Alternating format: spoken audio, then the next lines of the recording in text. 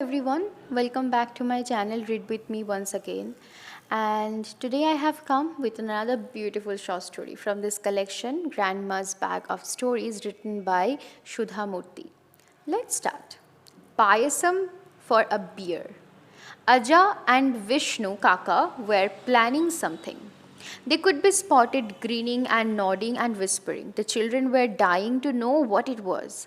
Then one evening they finally broke the news. They were all going on a picnic. It would be a picnic at the nearby falls. These waterfalls were really beautiful, with the river meandering close by and the forest just across. The children got even more excited when the two grandpas revealed the rest of the plan.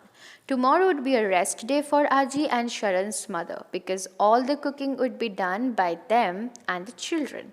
And they would do it the traditional way by gathering firewood and then cooking the meal from scratch. The children were so excited they could hardly sleep at night. All they could talk about was the picnic and what they would cook. Before nodding off, they had decided the menu pulao and kheer. Payasam or kheer is so easy to make. And who doesn't love it? The next day, even the usual late risers were up and about and ready to set out for the picnic by 7 o'clock. Oh, what a beautiful spot it was. They all ran around exclaiming over everything and getting ready with their cricket bats and balls for a game. Aji sat comfortably under a big tree. Then it was time to get lunch ready. Everyone started looking for twigs to use as firewood. Aji spotted Divya straying towards the dense thicket of trees and called out, Divya, come back, don't go there. Who knows what animal is there? And on top of that, you all are going to cook payasam. Minu's ears pricked up immediately. Why, Aji? What does payasam have to do with animals? Aji grinned, but bears love payasam, don't you know? Everyone declared they had never known this piece of information. So cooking and games forgotten. Young and old gathered around her to hear the story of a bear who wanted to eat payasam. Did you know that you must never ever anger a bear? It is true. An angry bear can do some really awful things, so it is always safer to keep your word to him.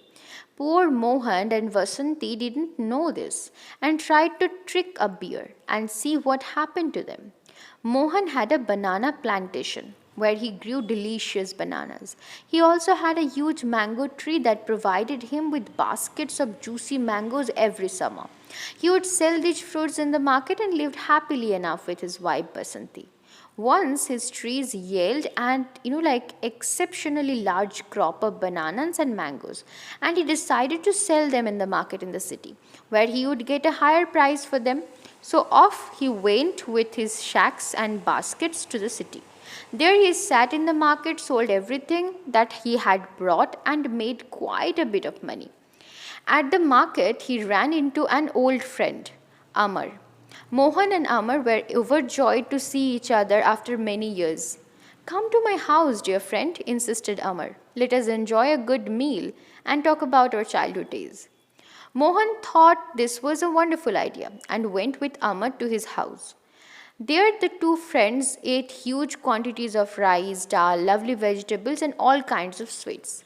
Then finally, out came the best part of the meal, the payasam. Payasam is known by many names all over India. Some call it kheer, some payesh, and others payasam. It is made with milk, rice, and jaggery, and many other ingredients, and it is always yummy. So was the payasam that Amar served his friend. It was made with fragrant rice, creamy milk, sweet as sugar jaggery, and strewn with nuts, cardamom, saffron, and all kind of wonderful mouth-watering things. Mohan ate and ate bowl after bowl of this dessert, till he was ready to burst. Then the two friends chatted and rested, till it was time for Mohan to head back home. When he reached his house, he told his wife about the, a scrumptious meal, particularly the payasam he had eaten. Oh, how Basanti shied and longed to have tasted this dish too. Seeing her face, Mohan suggested, "See, I have earned plenty of money by selling the fruits. Why don't I buy the things required to make payasam, which you can cook and both of us will enjoy it together?" Basanti thought this was a wonderful idea, but first Mohan needed to go to the forest to collect some firewood. Then he could go to the shop and get all that was required to make the dessert. So off Mohan went, swinging his axe, axe, and whistling a tune. Now who would be sitting dozing under a tree in the forest but a big black bear? He had just had some nice berries for lunch and was enjoying his snooze. When Mohan walked by, first the bear opened one eye, then another, and watched as Mohan cut a few branches of a nearby tree and collected twigs for firewood. Just as Mohan was trying it all up in a neat bundle, the bear spoke up. "Hi there, friend. Where are you off to in such a happy mood, and why are you collecting so much firewood? Tell me, are you cooking a feast tonight?" Mohan was astonished and a little scared to be addressed like this by a bear. Yes, Your Honor, I mean, dear bear. Yes, sir. He mumbled and stammered. The bear was happy after this meal, after his meal, so he decided to chat some more with Mohan. "So tell me, what are you going to cook tonight?" he asked, patting his tummy. "Payasam," answered Mohan. "Paya? What?" The bear was puzzled. "Payasam," Mohan said slowly. "It is a sweet dish. Tell me more." The bear was intrigued.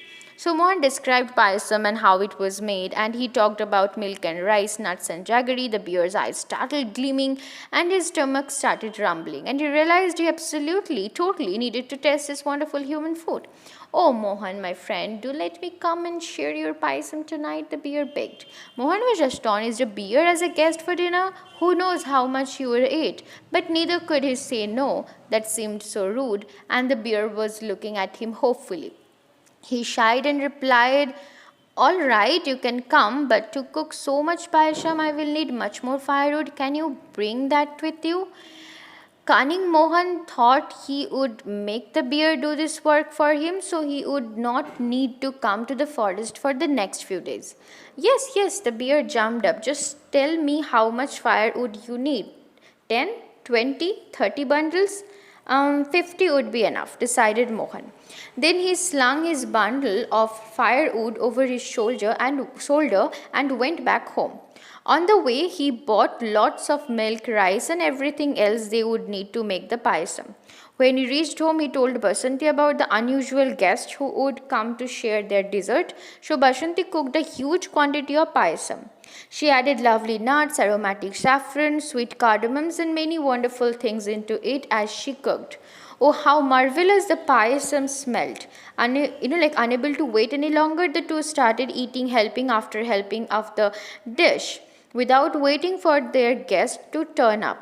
They ate and till they realized they had eaten up everything. There was not a grain of rice nor half a nut left from him. They sat around wondering what to do. What would they say to the bear when he came expecting to eat payasam? Then a devious plan entered Mohan's head. What if they made payasam with all kinds of other ingredients? After all, it was only a beer and he had never tasted this dish earlier, so how would he know what it really tasted like?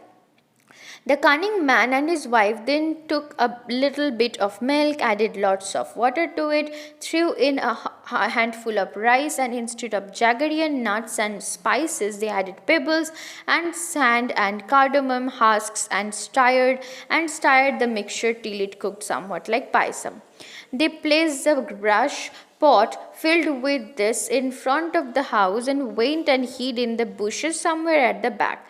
As soon as night fell, a huge dark figure appeared down the road. On its back, it carried 50 bundles of firewood. It was a bear come to dinner. He reached Mohan's house and looked around. There was no one.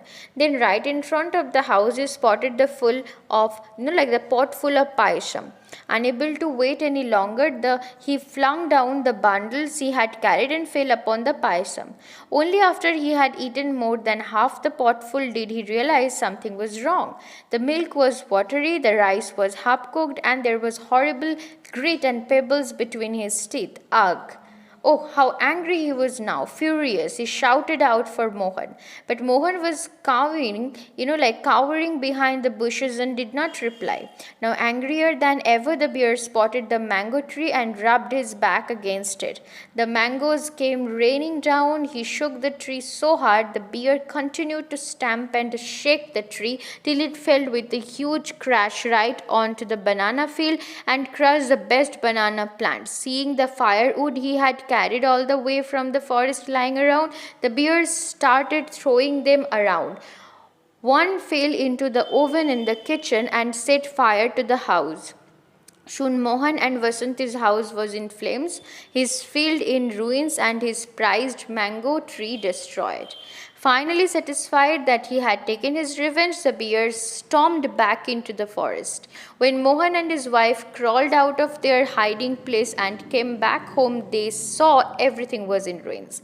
How they wailed and wept as wished they didn't or they hadn't been so greedy and left the bear his share of Paisham. But what was the use of lamenting now? The damage was done, and the greedy couple had learnt what I told you earlier. Never anger a bear, and if you make a promise to one, keep it. Thank you for being patient and listen to the story along with me. If you like this story, please do like, share, and let me know in the comment section if you have any suggestion for me or if you like this reading or not. And I'm really sorry for the background noises if they disturbed you. And soon I will be coming with another short story from this collection till it ends. Until then, stay blessed, stay happy, and please smile. That is the most important thing. It looks, like amazing when you smile. So do smile. Thank you.